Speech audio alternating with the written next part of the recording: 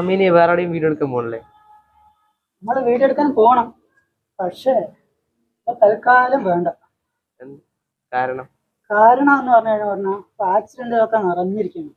അവിടെ നോക്കിയാലും വണ്ടികൾ കാട്ടിലും മട്ടിലും വന്നിട്ട് എന്റെ അവിടെ അതാണ് സംഭവിക്കുന്നത്.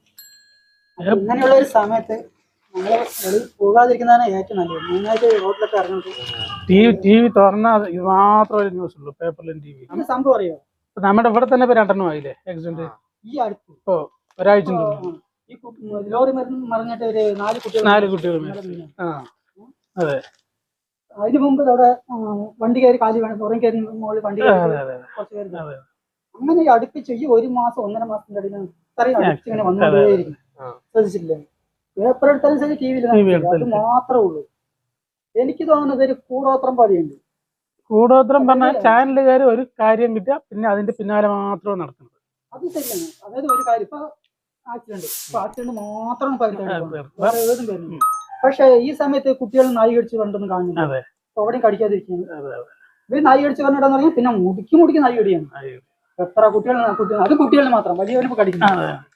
ഈ സമയത്ത് അത് വെച്ച് നടക്കാറില്ല. പക്ഷെ ഈ സമയത്ത് അങ്ങനെ സംഭവിക്കണേ ഇല്ലല്ലോ. അതൊരു പ്രത്യേക ഒരു സമയം.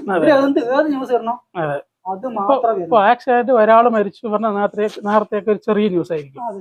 ഇപ്പൊ ആ ഒരാൾ മരിച്ചാൽ അത് ഫുൾ ടൈം ന്യൂസ് ആയിക്കൊണ്ടിരിക്കുകയാണ്. അതിന്റെ പിന്നാലെ എന്താ പറയാ, അവർക്ക് ഒരു പബ്ലിസിറ്റി കിട്ടാൻ, അല്ലെങ്കിൽ ഒരു ആൾക്കാർ ഏത് ശ്രദ്ധിക്കണം, ഒരു ഭാഗം കൊണ്ടുവന്നു കഴിഞ്ഞാൽ അതിന് പിന്നാലെ എല്ലാം വരില്ല. അതൊരു കൂടാത്രം.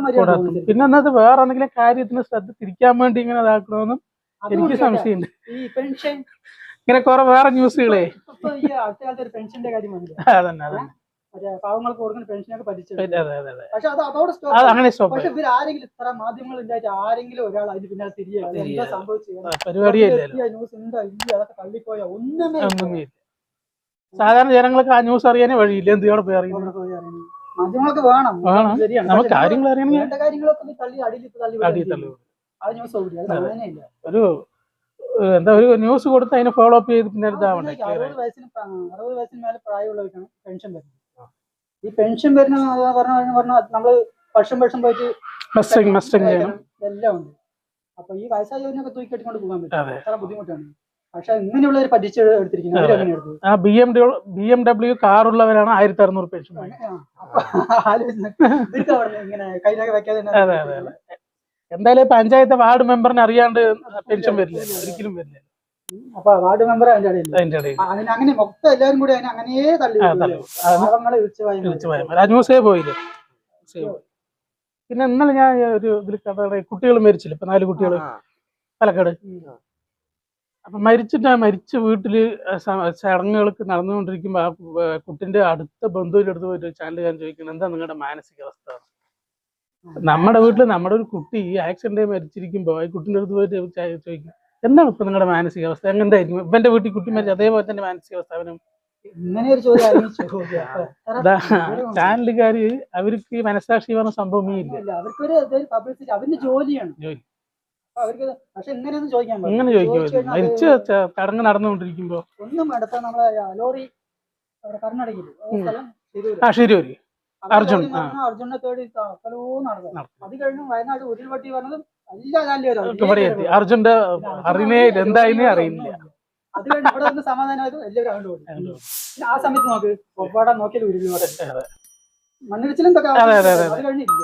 ശരി, അതൊരു മഴയുള്ള സമയമാണ്. ഒരു മഴയുള്ള സമയം സംഭവിച്ചു വെക്കുന്നത്.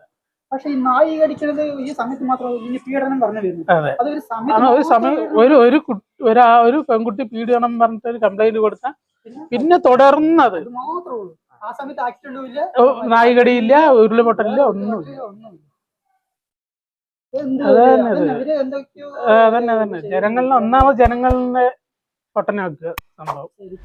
അവര് വിചാരിക്കുന്ന കാര്യം മാത്രം ജനങ്ങൾ അറിഞ്ഞാൽ മതി. നമുക്ക് അറിയേണ്ട കാര്യങ്ങൾ ഒരുപാട് കാര്യങ്ങൾ.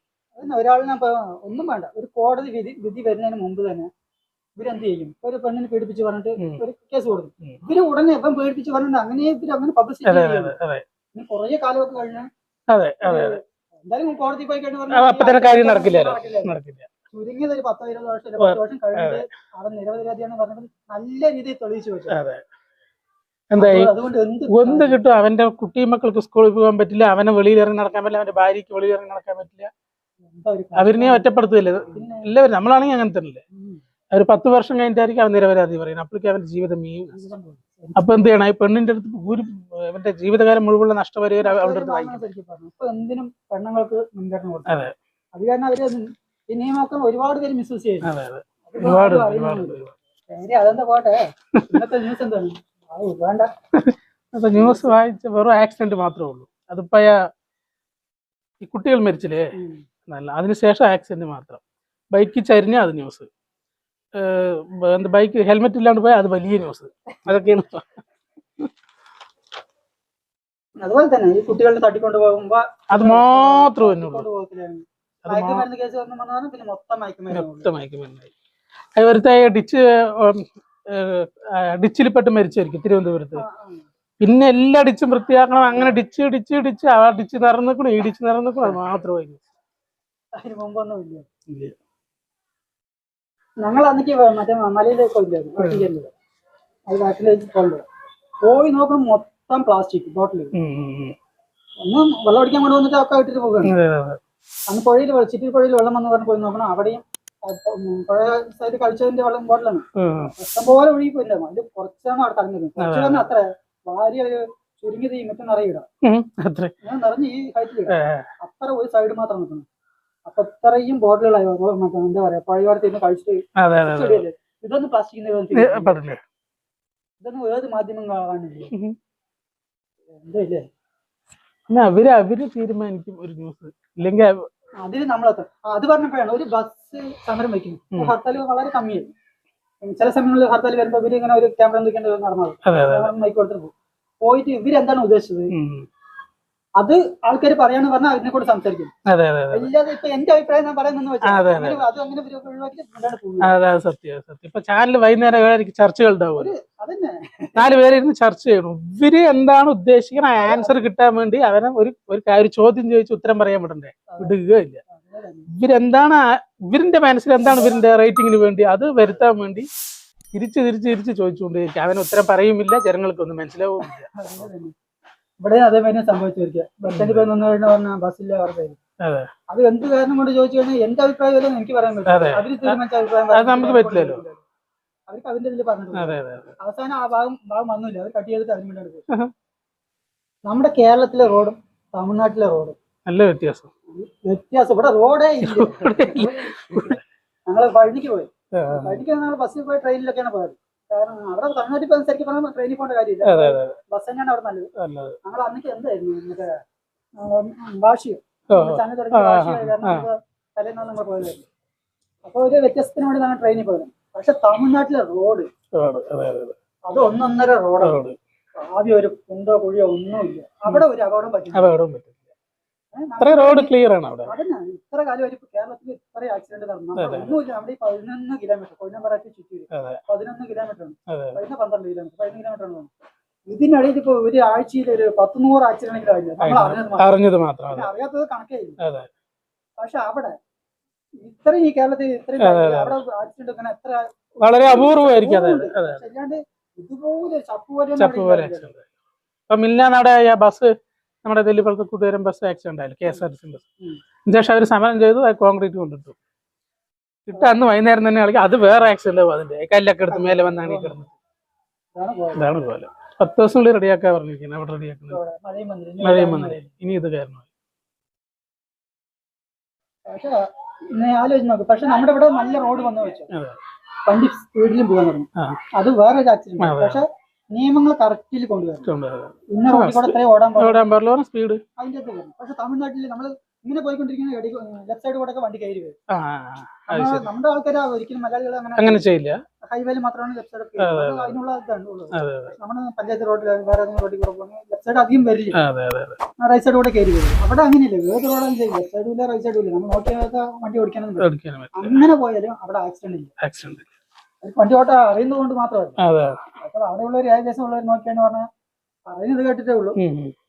ആരും നേരിട്ട് പോയി ലൈസൻസ് ഒന്നും എടുത്തില്ല. കേരളത്തിലെ ലൈസൻസ് പറഞ്ഞാൽ നേരിട്ട് പോയി ഇട്ടിട്ട് എല്ലാം ക്ലിയർ ആയി തന്നെ നമ്മുടെ ലൈസൻസ് കിട്ടും. അവിടെ അങ്ങനെയൊന്നും ഇല്ലെന്ന് പറയുന്നത്, അവിടെ പൈസ കൊടുത്ത് ലൈസൻസ് കിട്ടുന്നൊക്കെ പറഞ്ഞു. പക്ഷെ എന്നിട്ട് അവര് ഒരു ആക്സിഡന്റ് ഉണ്ടാക്കാതെ ഇവിടെ എന്താണ്? ഒന്നാമത് അവിടെ ചെറിയ റോഡാണെങ്കിലും വീതി കൂടുതൽ, നല്ല വീതി, പിന്നെ റോഡ് ക്ലിയർ ആണ്. നല്ല റോഡാണ്. പിന്നെ ഇവിടെ ചോദിച്ചു കഴിഞ്ഞാൽ പറയാം അവിടെ മഴയില്ല, നിങ്ങളുടെ മഴ കേരളത്തിൽ മഴ പെയ്യുന്നു. അങ്ങനെ മഴവെള്ളം കെട്ടുന്നത് കൊണ്ടൊന്നും അല്ല, അതെ മര്യാദക്ക് ചെയ്യാത്ത കാര്യം.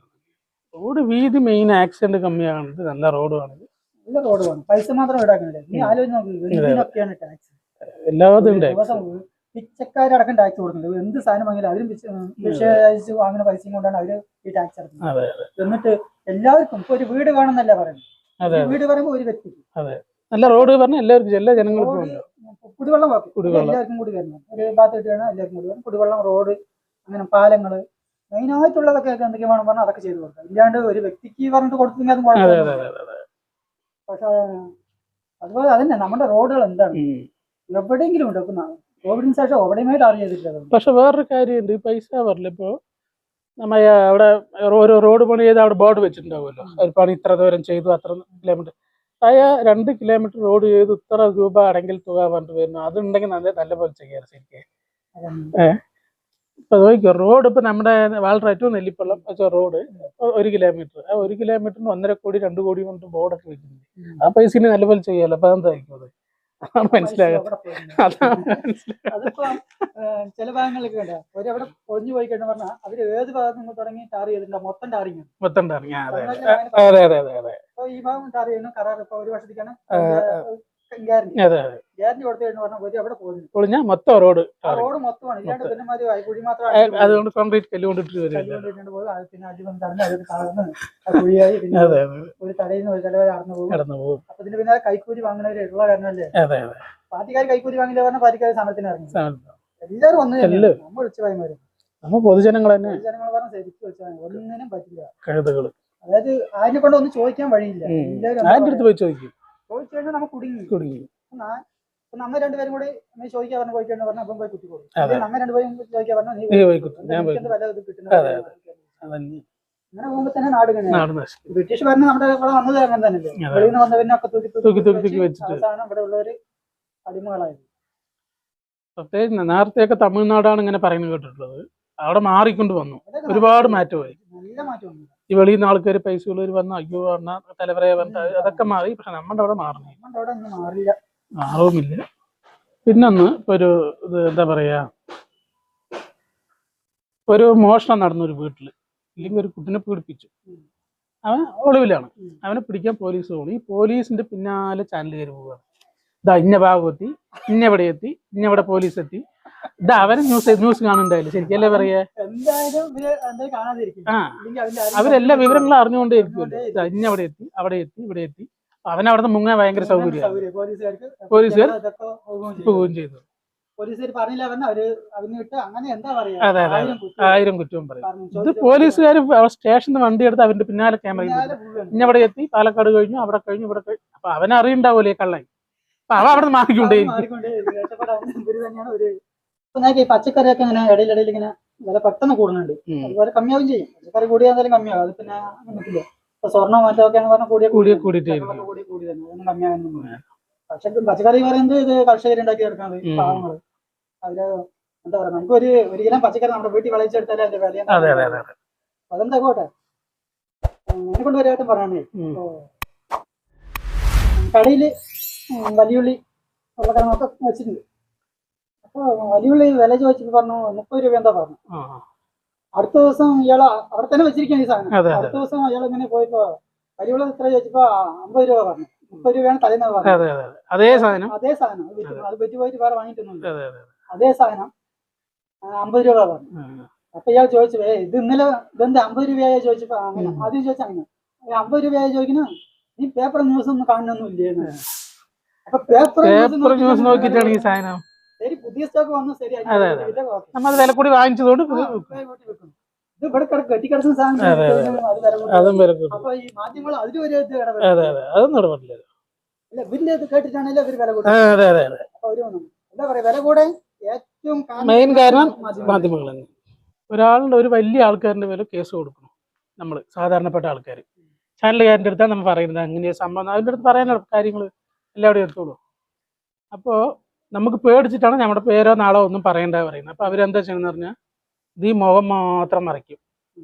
ഈ മുഖം മാത്രം മറിച്ച് ഞാനൊരു പറയുന്ന ഒരു സ്റ്റേറ്റ്മെന്റ് വെളിയിൽ വിട്ടാൽ എൻ്റെ നാട്ടുകാർക്ക് അറിയില്ലേ എന്റെ പേരും ഇവിടവും മാത്രം, ഞാൻ വാളറ സ്വദേശി ഇങ്ങനെ മാത്രം പേരും പറഞ്ഞു സ്വദേശിയും പറഞ്ഞു എല്ലാം പറഞ്ഞത് ഇവിടെ മാത്രം അങ്ങനെ മറച്ചത് കൊണ്ട് എന്താണ് അപ്പൊ ആർക്കും അറിയാം. ആർക്കും അറിയാം, അത് അറിയിക്കാൻ വേണ്ടിയാണ് ഇവർ ചെയ്യുന്നതാണ് അത് ഉറപ്പായിട്ടും എനിക്ക് തോന്നുന്നു. അറിയിക്കാൻ വേണ്ടി ചെയ്യുന്നു. എന്തായാലും റിപ്പോർട്ട് കൊടുക്കാൻ ഇഷ്ടം പോലെ പാരകൾ പറഞ്ഞ ഇഷ്ടം പാരകൾ മാത്രമേ ഉള്ളൂ. ഇവിടെ വന്ന് ചോദിച്ചാൽ ആരെ ഇപ്പൊ ഞാൻ തന്നെ നിന്നെ പാര വെച്ചുകൊണ്ട് നടക്കുക. അതെ അതെ എന്നെ കൊണ്ട് ആരെങ്കിലും വന്ന് ചോദിച്ചു കഴിഞ്ഞാൽ ഞാൻ പറയാം, പിന്നെ ഉറപ്പായാലും പറയും. തീർച്ചയായും പറഞ്ഞു കൊടുക്കും. തൊട്ട വീട്ടുകാരനെ വീട്ടിനുള്ളവര് പറയാണ്ടിരുന്ന അതാണ് ഇന്നത്തെ കാലത്ത്. നല്ലത്. ഈ മുഖം മാത്രം മറച്ചിട്ട് ബാക്കി എല്ലാം പറഞ്ഞു എന്തിനാ ഈ മുഖം ഒന്നിലും ആളിനെ കംപ്ലീറ്റ് മറക്കുക, സൗണ്ട് മാത്രം ഇല്ലെങ്കിൽ പിന്നെ ഫോട്ടോ ഇത് വേണ്ട, അങ്ങനെ ന്യൂസ് മാത്രം ഇട്ടാൽ മതി. ന്യൂസ് മാത്രം ഇട്ടാൽ മതി. നമ്മുടെ ഈ സംസാരിക്കും സംഭവിച്ചിട്ടുണ്ട്. അതും ഈ പെൺകുട്ടികളുടെ കാര്യത്തിലൊക്കെയാണ് അങ്ങനെ. ഈ പെൺകുട്ടികൾ ഓരോ എന്തെങ്കിലുമൊക്കെ പ്രശ്നങ്ങൾ പീഡനം പറഞ്ഞിട്ട് പറയുമ്പോൾ അവന്റെ ഇവിടെ മാത്രം മറിച്ച് ഇന്ന ഭാഗത്തെയാണ് പറഞ്ഞറിയില്ല. അപ്പൊ എന്റെ ഇവിടെ മാത്രം മറിച്ച് എനിക്ക് കണ്ടറിയില്ലേ, ഇത് കാശിക്ക് കണ്ടറിയില്ല, എല്ലാവർക്കും അറിയേണ്ടവർക്ക്, നമ്മൾ അറിയുന്നവർക്കൊക്കെ അറിയാം. Santosh VLR, our YouTube channel.